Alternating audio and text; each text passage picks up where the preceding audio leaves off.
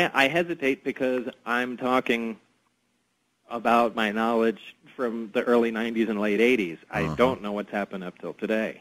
But as far as I knew back then, yeah, we've failed. That's the bottom line. We're not going to be duplicating that. Do you think these craft, when tested, were taken outside the Earth's atmosphere? No. You do not? No, I know that for a fact. For a fact? Yeah. I don't, well. Well? Why? I just. No, go ahead. Just whisper it in my ear. Yeah, I pretty much know that for a fact. Why, out of curiosity? This is what we're getting real close to one of the areas that I said that I purposely don't talk about, so I know if anybody's been involved with the project, which has to do with the craft and where it's gone.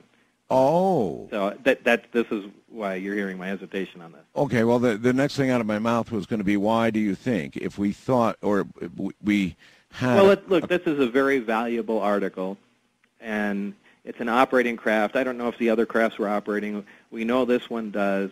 There's only one of them. So in other words, one of a kind of thing. Would you risk taking this out of, of the Earth's gravitational pull and losing it in space? Yeah, no. It's a very good point. It's a very good point. This is their prized possession. And you believe we still have that safely wherever. By the way, do you think it's still up there, or do you think it's been moved, and if so, where do you suppose? I don't know. I always thought that was an odd place to put it, because in the early days of the nuclear weapon development, some of the best places that they kept everything were in the South Pacific, like Kwajalein Island and things of that sort. And it's a good point. You don't have any looky-loos there. You have no hassles from anybody. You're in the middle of nowhere, and nobody can get there without you seeing them. What a tremendous point. And that's where I would have put it. I wouldn't have built this secret base in the middle of Nevada, outside of Las Vegas.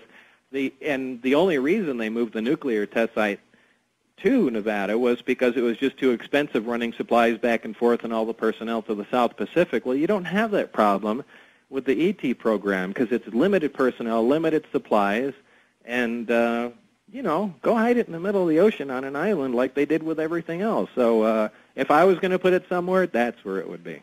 Why do you think instead it ended up here in Nevada? I don't know. I don't know. Because obviously there are going to be more people conceivably seeing what's going on.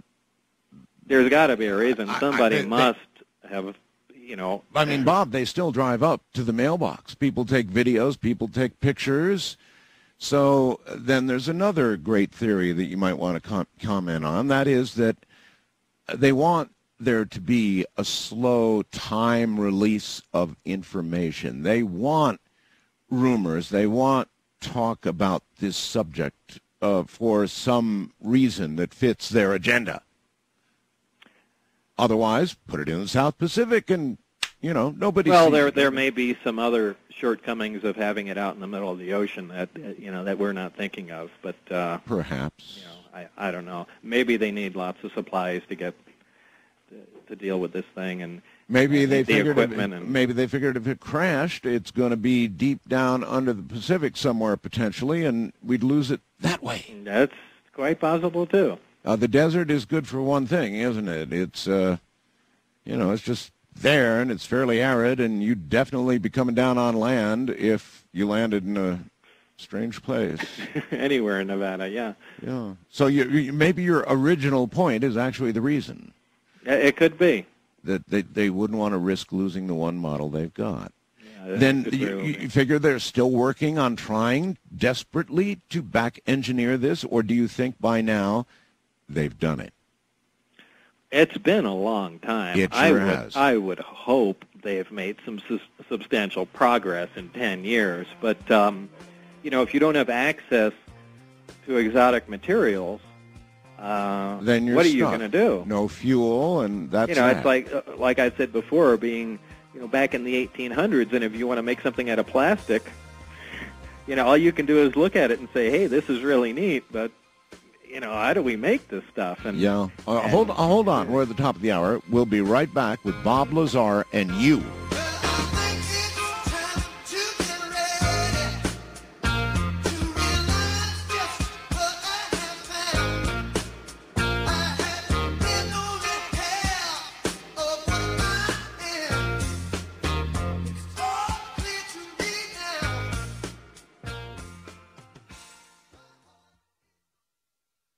Can some